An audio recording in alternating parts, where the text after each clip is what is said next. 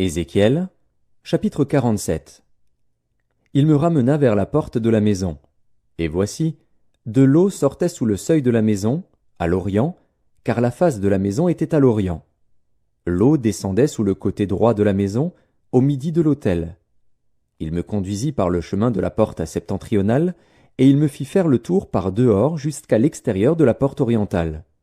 Et voici, l'eau coulait du côté droit. Lorsque l'homme s'avança vers l'orient, il avait dans la main un cordeau, et il mesura 1000 coudées. Il me fit traverser l'eau, et j'avais de l'eau jusqu'aux chevilles. Il mesura encore 1000 coudées, et me fit traverser l'eau, et j'avais de l'eau jusqu'aux genoux. Il mesura encore 1000 coudées, et me fit traverser, et j'avais de l'eau jusqu'aux reins. Il mesura encore 1000 coudées. C'était un torrent que je ne pouvais traverser, car l'eau était si profonde qu'il fallait y nager.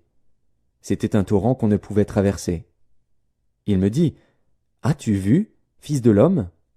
Et il me ramena au bord du torrent. Quand il m'eut ramené, voici, il y avait sur le bord du torrent beaucoup d'arbres de chaque côté. Il me dit, « Cette eau coulera vers le district oriental, descendra dans la plaine, et entrera dans la mer. Lorsqu'elle se sera jetée dans la mer, les eaux de la mer deviendront saines. Tout être vivant qui se meut vivra partout où le torrent coulera, et il y aura une grande quantité de poissons. Car là où cette eau arrivera, les eaux deviendront saines, et tout vivra partout où parviendra le torrent. Des pêcheurs se tiendront sur ses bords. Depuis En-Guédi jusqu'à En-Eglaïm, on étendra les filets. Il y aura des poissons de diverses espèces, comme les poissons de la grande mer, et ils seront très nombreux. Ces marais et ces fosses ne seront point assainis, ils seront abandonnés au sel. Sur le torrent, sur ses bords de chaque côté, croîtront toutes sortes d'arbres fruitiers. Leur feuillage ne se flétrira point, et leurs fruits n'auront point de fin, ils mûriront tous les mois, parce que les eaux sortiront du sanctuaire. Leurs fruits serviront de nourriture, et leurs feuilles de remède. Ainsi parle le Seigneur, l'Éternel.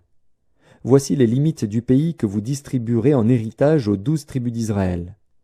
Joseph aura 2 parts.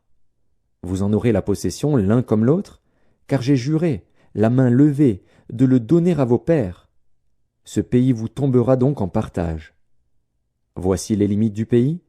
Du côté septentrional, depuis la grande mer, le chemin de Hétlon jusqu'à Tsédad, Hamath, Bérota, Sibraïm, entre la frontière de Damas et la frontière de Hamath, Hatser-Hatikon, vers la frontière de Havran.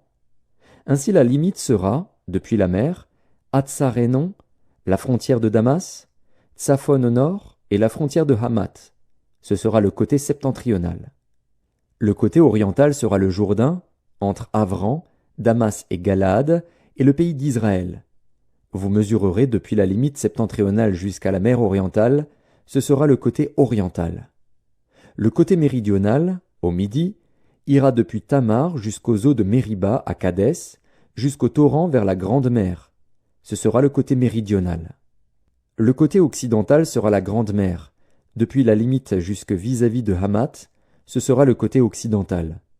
Vous partagerez ce pays entre vous, selon les tribus d'Israël. Vous le diviserez en héritage par le sort pour vous et pour les étrangers qui séjourneront au milieu de vous, qui engendreront des enfants au milieu de vous. Vous les regarderez comme indigènes parmi les enfants d'Israël.